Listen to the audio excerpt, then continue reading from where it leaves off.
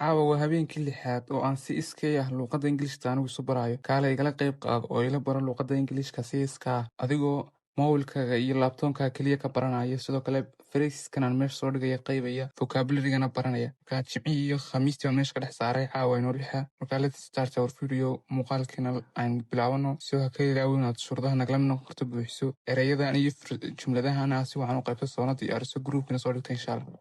Kusoo dhawow shanta jumladood aan caawan dhiganayno. Jumladda koowaad waxa weeyaan you can count on me. Waad igu kalsoonaan kartaa. You can count on me. Waad igu kalsoonaan kartaa. You can count on me. Waad igu kalsoonaan kartaa. Jumladda labaad waxa weeyaan I am an open book. Anigu waxba ma qariyo. I am an open book. Anigu waxba ma qariyo. I am an open book. Anigu waxba ma qariyo. Jumladda saddexaad waxa weeyaan you read my mind. Waad ogaatay waxa aan maskaxda ku hayay.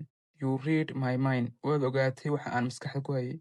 You read my mind. Waad ogaatay waxa aan maskaxda ku hayay. Jumladda afraad waxa weeyaan brings back the pain. Waxay igu celisaa xasuuso hore. Brings back the pain. Waxay igu celisaa xasuuso hore. Brings back the pain. Waxay igu celisaa xasuuso hore. The last phrase oo caawa qaadanayna waxa weeyaan play by the rules. Raac xeerarka. Play by the rules. Raac xeerarka. Imikana kusoo dhawow qaybtii xigtay oo ah 5 vocabulary-ga. Sidoo kale 5 vocabulary-gana kusoo diro groupkii soona qayba. Ereyga koowaad waxa vocabulary kooda waxa weeyaan solve xallin. Solve xallin. Solve xallin. Ereyga labaad waxa weeyaan remind xasuusin. Remind xasuusin. Remind xasuusin. Ereyga saddexaad waxa weeyaan refuse diidid. Refuse diidid. Refuse diidid. Ereyga afraad waxa weeyaan develop horumarin. Develop horumarin. Develop horumarin. Kan ugu dambeeya ahna ka shanaad waxa weeyaan encourage dhiirigelin. Encourage dhiirigelin. Encourage dhiirigelin.